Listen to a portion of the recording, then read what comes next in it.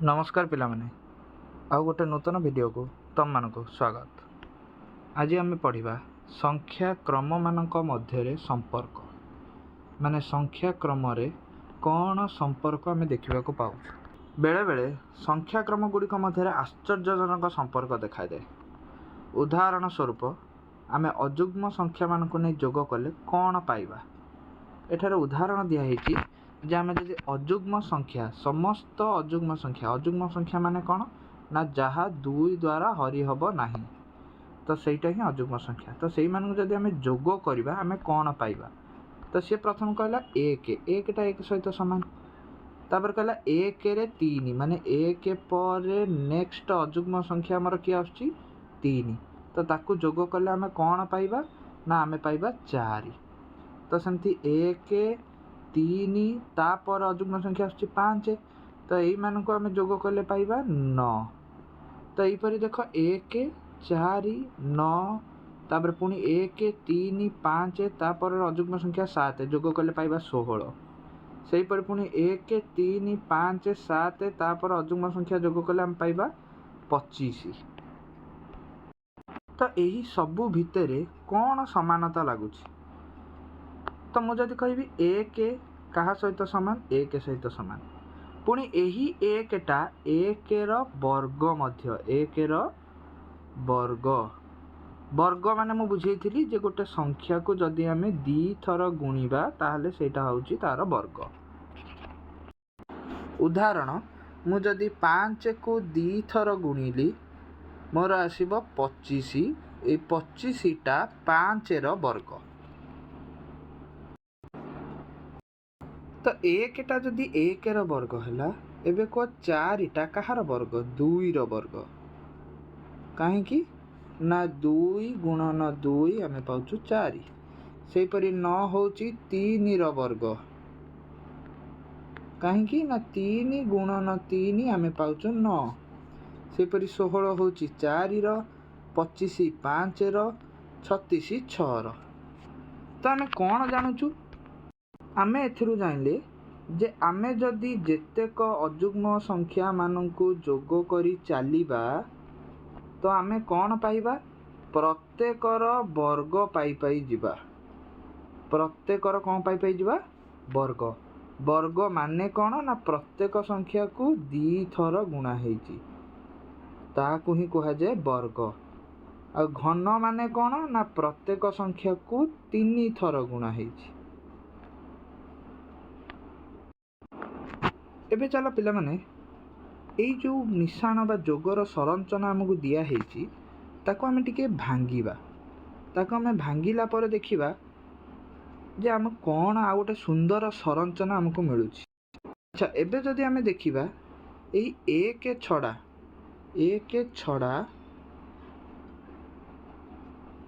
एक मिश्रण 3 को मुझे भांगी मु कौन करी एक मिश्रण ए 3 को मु भांगी पारि 2 मिश्रण 1 रे। तो सेटा हम मोर 4 ठीक अच्छे।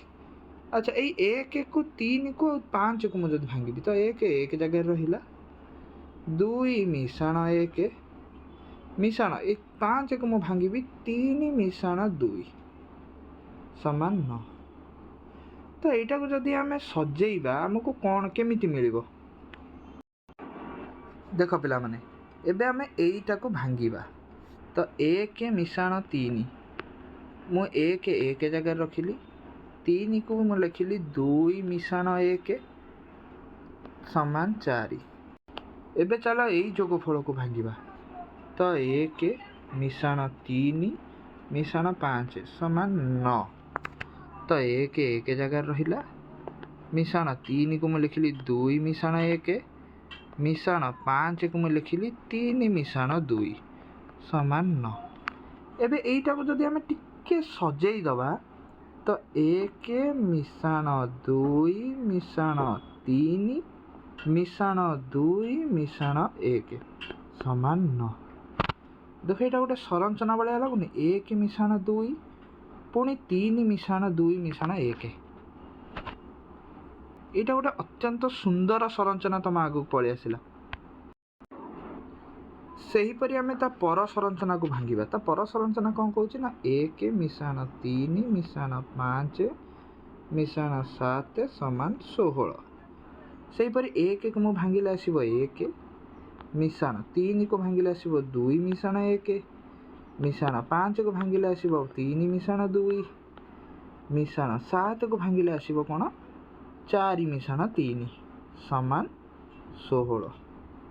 ତ ଯଦି ଆମେ ଏଇଟାକୁ ଭାଙ୍ଗିବା, ଏଇଟାକୁ ପୁଣି ସଜେଇବା, କେମିତି ମିଳିବ ନା 1 ମିଶାଣ 2 ମିଶାଣ 3 ମିଶାଣ 4 ପୁଣି ମିଶାଣ 3 ମିଶାଣ 2 ମିଶାଣ 1 ସମାନ 16। ତ ଇଏ ଗୋଟେ ଅତ୍ୟନ୍ତ ସୁନ୍ଦର ସଂରଚନା ତମ ପାଖକୁ ପଳେଇ ଆସିଲା। ମାନେ ଆମେ ଯେତେ ବି ଆଗକୁ ଯାଉଥିବା ମଝିରେ ଆମେ ଗୋଟେ ଗୋଟେ ସଂଖ୍ୟା ଯଦି ଆମେ ବଢ଼େଇ ଦେବା ତ ଆମକୁ ସେଇ ପୂର୍ଣ୍ଣ ସଂଖ୍ୟାର ବା ବର୍ଗର ସଂଖ୍ୟା ଆମକୁ ମିଳିବ। ସେହିପରି ଆମେ ତା ପର ସଂରଚନାକୁ ସଜେଇବା, କେମିତି ମିଳିବ ନା 1 ମିଶାଣ 2 ମିଶାଣ 3 ମିଶାଣ 4 ମିଶାଣ 5 ମିଶାଣ 4 ମିଶାଣ 3 ମିଶାଣ 2 ମିଶାଣ 1।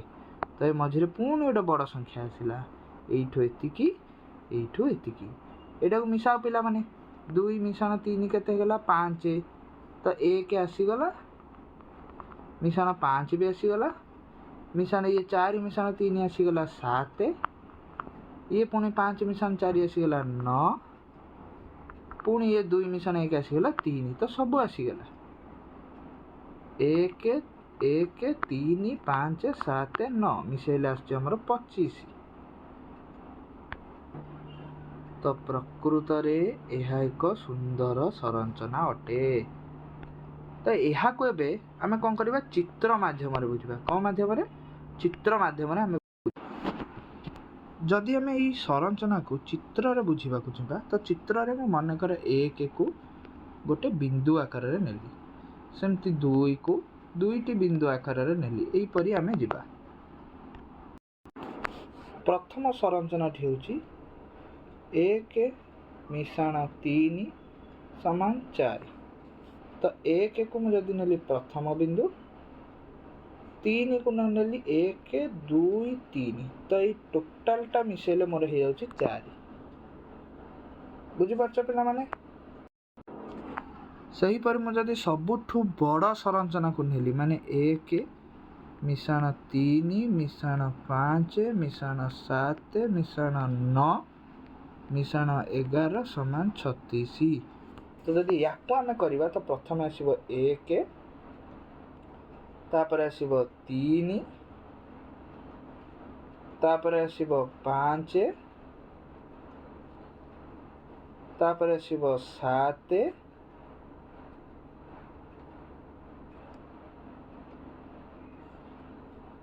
ତାପରେ ଆସିବ 9,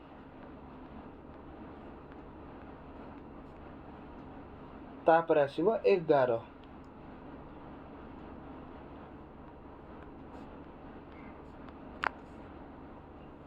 ତ ଏଇ ଟୋଟାଲଟାକୁ ଆମେ ଯଦି ଦେଖିବା, ଏଇଟା ଗୋଟେ 36 ବୋଲି ହେଉଛି, ଯାହାକି 6ର ବର୍ଗ। ବୁଝିପାରିଲ ପିଲାମାନେ? ଏବେ ଆମେ ପଢ଼ିବା ଆକୃତିରେ ସଂରଚନା। ଗଣିତରେ ଆକୃତିର ସଂରଚନା ସାଧାରଣତଃ ଜ୍ୟାମିତି ଭାବରେ ସୂଚାଯାଏ। ତ ଗଣିତରେ ଜ୍ୟାମିତି ହେଉଛି ଯେତେକ ଆକୃତିର ସଂରଚନା, ମାନେ ଆକୃତି ବିଷୟର ପାଠ ଜ୍ୟାମିତିରେ ହିଁ ଥାଏ। ଏଇଠି ଦେଖ ପିଲାମାନେ ଲେଖା ହେଇଛି, ଗଣିତର ଯେଉଁ ବିଭାଗ ଆକୃତି ଗୁଡ଼ିକର ସଂରଚନା ସହିତ ସମ୍ପର୍କିତ ତାହାକୁ ଜ୍ୟାମିତି କୁହାଯାଏ। ତ ସଂଖ୍ୟା ସହିତ ସମ୍ପର୍କିତ ବିଷୟକୁ କ'ଣ କହିବା? ବୀଜଗଣିତ, ଯାହାକି ତମେ ଉପର ଶ୍ରେଣୀମାନଙ୍କରେ ପଢ଼ିବ। ଆକୃତି ଗୁଡ଼ିକ ସାଧାରଣତଃ ଆମର 3 ପ୍ରକାରରେ ସୂଚାଯାଏ।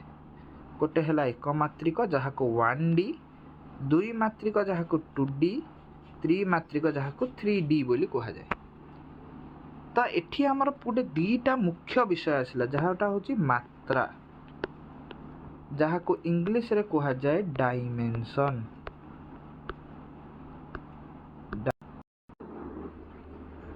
ମାତ୍ରା ଗୁଡ଼ିକ ମୁଖ୍ୟତଃ ଆମ ପାଖରେ ତିନି ପ୍ରକାର ଥାଏ। କ'ଣ? ଗୋଟେ ହେଲା ଦୈର୍ଘ୍ୟ, ଆଉ ଗୋଟେ ହେଲା ପ୍ରସ୍ଥ, ଆଉ ଗୋଟେ ହେଲା ଉଚ୍ଚତା। ତ ଯେଉଁ ଜାଗାରେ ଦୈର୍ଘ୍ୟ ଥିବ ତାକୁ କୁହାଯାଏ 1D, ଯେଉଁଠି ଦୈର୍ଘ୍ୟ ଓ ପ୍ରସ୍ଥ ଥିବ ତାକୁ କୁହାଯାଏ 2D, ଆଉ ଯେଉଁଠି ଦୈର୍ଘ୍ୟ ପ୍ରସ୍ଥ ଓ ଉଚ୍ଚତା ଥିବ ତାକୁ କୁହାଯାଏ 3D। ଯଦି ଆମେ ଆଉ ଟିକେ ଗଭୀରକୁ ଯିବା ତ ପ୍ରଥମେ ଆମର ଷ୍ଟାର୍ଟ ହୁଏ ଗୋଟେ ବିନ୍ଦୁରୁ, ଯାହାକୁ କୁହାଯାଏ 0D। ଅର୍ଥାତ୍ ନା ବିନ୍ଦୁର ଦୈର୍ଘ୍ୟ ଅଛି, ନା ପ୍ରସ୍ଥ ଅଛି, ନା ହିଁ ଉଚ୍ଚତା ଅଛି। ତ କୌଣସି ମାତ୍ରାରେ ଏଇଟା ଯାଉନଥିବାରୁ ଏହାକୁ କୁହାଯାଏ 0D। ତ ବିନ୍ଦୁରୁ ଆରମ୍ଭ କରି ଆମେ ଯଦି ଦୁଇଟି ବିନ୍ଦୁକୁ ଅଲଗା ଅଲଗା ରଖିକି ତା ମଧ୍ୟରେ ଗୋଟେ ସଂଯୋଗ ରେଖା ସ୍ଥାପନ କରିବା, ଏହାକୁ କୁହାଯାଏ 1D। ଅର୍ଥାତ୍ ଗୋଟିଏ ମାତ୍ରା ଅଛି ଯାହାକି କୁହାଯାଏ ଦୈର୍ଘ୍ୟ, ଯାହାକୁ କୁହାଯାଏ କ'ଣ? ଦୈର୍ଘ୍ୟ, ବା ଆମେ କହିପାରିବା ଦୂରତା। ଗୋଟିଏ ବିନ୍ଦୁରୁ ଆଉ ଗୋଟେ ବିନ୍ଦୁ ପ୍ରତି ଥିବା ଦୂରତା, ତାକୁ ହିଁ କୁହାଯାଏ 1D। ସେହିପରି ଆମେ ଯଦି ପୁଣି ଏଇ ଦୁଇଟା ରେଖାକୁ, ବା ଏଇ ଯେଉଁ ରେଖା ଆମେ ପାଇଲୁ, ଏଇ ଯେଉଁ ରେଖା, ତାକୁ ପୁଣି ଅଲଗା ଅଲଗା କରିକି ତାର ଥିବା ଏଇ ଯେଉଁ 4ଟି ବିନ୍ଦୁକୁ ଆମେ ଯଦି ଯୋଡ଼ିବା ତ ଆମେ ପାଇବା ଗୋଟେ 2D। ଅର୍ଥାତ୍ କ'ଣ? ନା ଦୁଇଟି ମାତ୍ରିକ ଅଛି ବା ଦୁଇଟା ମାତ୍ରା ଅଛି। ତ ଦୁଇଟା ମାତ୍ରା କ'ଣ? ନା ଗୋଟେ ହେଲା ଦୈର୍ଘ୍ୟ, ଆଉ ଗୋଟେ ହେଲା ପ୍ରସ୍ଥ, ମାନେ ଗୋଟେ ଲମ୍ବା ଆଉ ଗୋଟେ ହେଲା ଚଉଡ଼ା। ତ ତାକୁ ହିଁ କୁହାଯାଏ 2D। ସେଇ 2D ବସ୍ତୁକୁ ଆମେ ପୁଣି ଯଦି ଅଲଗା ଅଲଗା ରଖିବା ଆଉ ତାକୁ ଆମେ ଯୋଡ଼ିବା ତ ଆମେ ପାଇବା ଗୋଟେ 3D।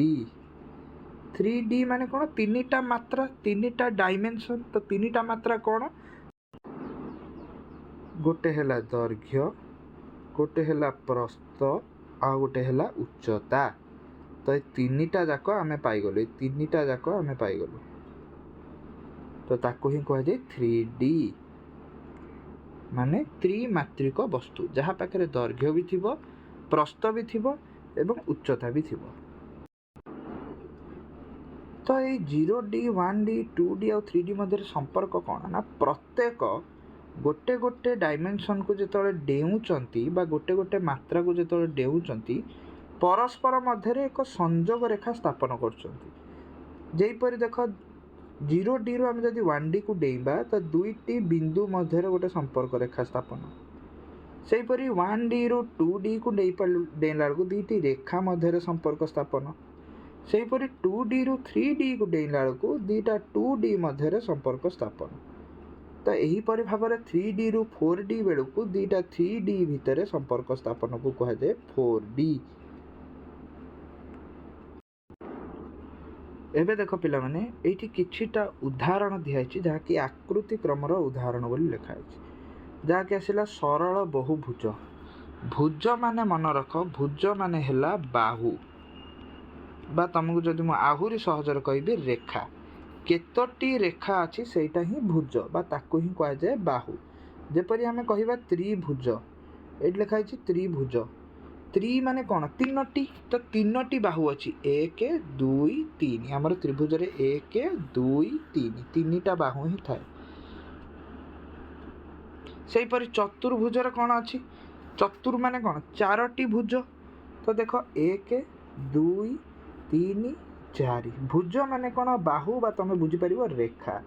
ସେହିପରି ପଞ୍ଚଭୁଜ ମାନେ 5ଟି ଭୁଜ, ଷଡ଼ଭୁଜ ମାନେ 6ଟି, ସପ୍ତ ମାନେ 7ଟି, ଅଷ୍ଟ ମାନେ 8ଟି, 9 ମାନେ 9ଟି, 10 ମାନେ 10ଟି ଭୁଜ, ବା ଆମେ କହିପାରିବା 10ଟି ବାହୁ। ଏହାପରେ ଆସିଲା ସମ୍ପୂର୍ଣ୍ଣ ଲେଖଚିତ୍ର। ସମ୍ପୂର୍ଣ୍ଣ ଲେଖଚିତ୍ର ମାନେ କ'ଣ? ମାନେ ଏଇ ଦେଖ ଗୋଟେ K2 ଲେଖା ହେଇଛି, K3 ଲେଖା ହେଇଛି, K4 ଲେଖା ହେଇଛି। ୟା ମାନେ କ'ଣ? K ମାନେ ତମେ ମନେ ରଖ ବିନ୍ଦୁ। ତମେ କ'ଣ କରିବ? K ମାନେ କ'ଣ? ବିନ୍ଦୁ। ତ K2, ତ ମୁଁ ଯଦି କହିବି K2 ମାନେ ଦୁଇଟି ବିନ୍ଦୁ, ତ ଦେଖ ଏଠି ଦୁଇଟା ବିନ୍ଦୁ ମଧ୍ୟରେ ସମ୍ପର୍କ ହେଇଛି। ସେମିତି K3 ମାନେ K3 माने तीनोटी बिंदु। तो देखो ये तीनोटी बिंदु मध्य संपर्क होइछि।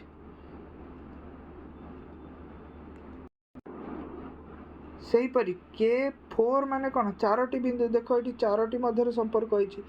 तो ये चारोटी बिंदु प्रत्येक परस्पर को जोग करछन्ती। चारोटी बिंदु प्रत्येक परस्पर को जोग करछन्ती माने प्रति बिंदु रु आउ गोटे बिंदु को जीवा पई बाट अछि। तो ये संपूर्ण लेखचित्र माने कौन ना प्रत्येक बिंदु जेतेटा भी बिंदु थिबे प्रत्येक परस्पर सहित संयोग करिकी थिबे। जेपरी एठी देखो K6 लिखाई। तो नारू जना पड़ुछि K6 माने 6टा बिंदु। तो प्रत्येक बिंदु परस्पर सहित संयुक्त होइके अछंती। केही काहाटो अलग नाही। प्रत्येक बिंदु सहित गोटे जोग रेखा संपन्न अछि। एहा पर आसिला अनेक गुड़िया वर्गचित्र। अनेक गुड़िया वर्गचित्र माने गोटिए चतुर्भुज को आमे अनेक गुड़िया चतुर्भुज रे भांगी पारिबा। माने गोटिए चतुर्भुज तम पाखरे अछि आमे ताकू अनेक गुड़िए वर्गचित्र बा आयत चित्र रे आमे ताकू कोन करि परिबा भांगी परिबा। जहा को आमे को ग्रिड बा जहा को आमे को ग्रिड चित्र ग्रिड लेखारे एटा थाए। सही परे अनेक गुड़िए त्रिभुज गोटे त्रिभुज भितरे आमे अनेक त्रिभुज को भांग करि परिबा। ताकू ही कुहा जाए। एहा पर आसिला कच तुषारकण। कच तुषारकण कच तुषारकण अर्थ कौन। यह हूँ एक अति जटिल ज्यामितिक चित्र जहाँ को हेल्जे भन कच नामक जड़े गणितज्ञ तांकरी नाम अनुसार कच तुषारकणा अछि। तो यही कच तुषारकणा को आम जदि टिके भितर को जीवा बा अति गभीर को जाइके आम अध्ययन करवा तो आम कौन पाइबा। आम पाइबा एक त्रिभुज मध्यरे आमे जदि आउ गोटे त्रिभुज करिबा बा एई अत्यंत मझी भीतर त्रिभुज को आमे जदि मझी जेतिक अंश अछि ताको बाहर कर दवा तो आमे ताको कोन पाइबा एई परि गोटे आकृति पाइबा। सही परि आमे प्रत्येक त्रिभुज रे एही परि गोटे आकृति आमे करि परिबा।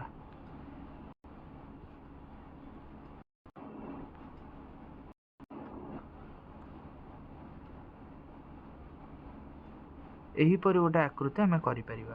तो ताकू ही कहा जाए कच तुषारकणा।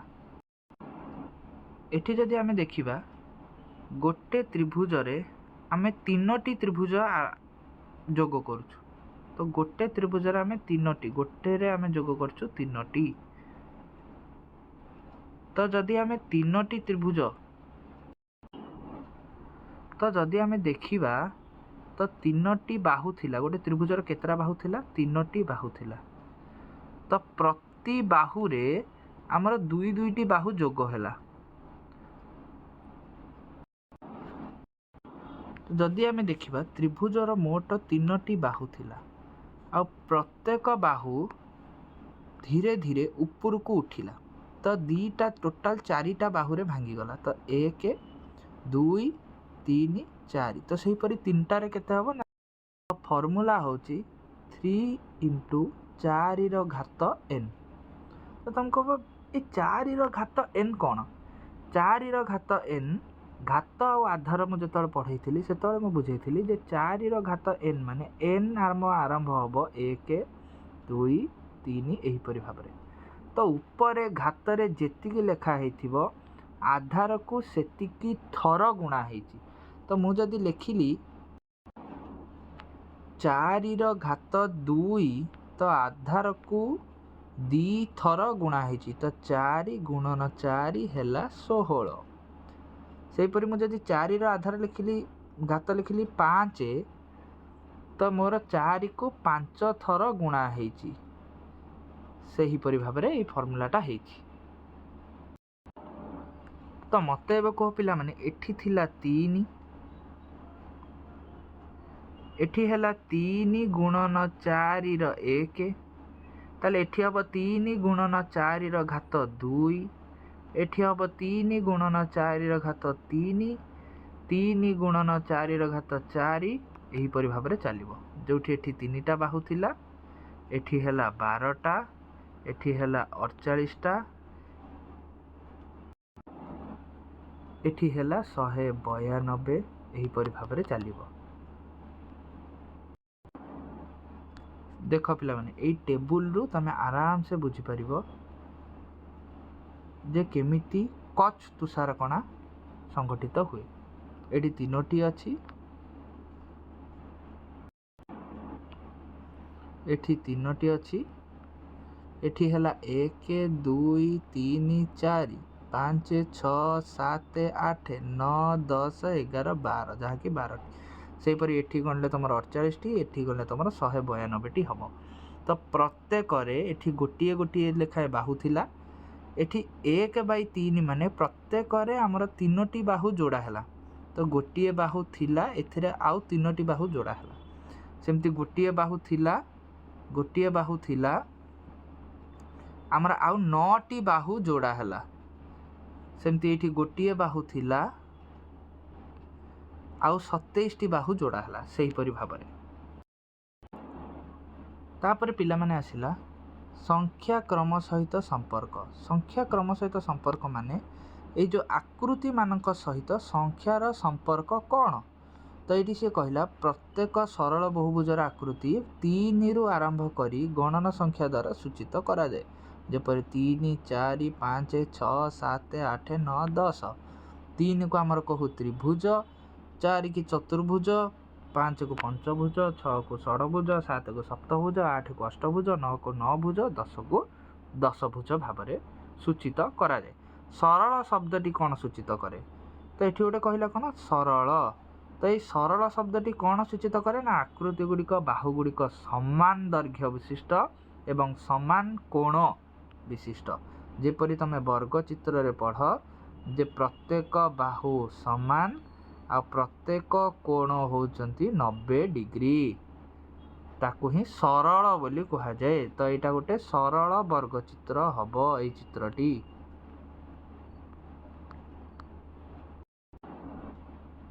एही परि भावरे तमर गणितर प्रथम विषय बा प्रथम अध्यायटी समाप्त होइछि।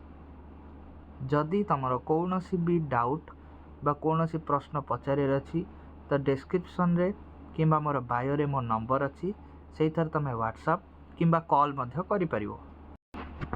जदि तुमे मो ठारो ऑनलाइन किंबा ऑफलाइन माध्यम रे 1-to-1 बा पर्सनल पढ़िया को चाहछ तेबे मन जोगाजोग बायो रे बा डिस्क्रिप्शन रे दे देथवा नंबर द्वारा करि परिबो।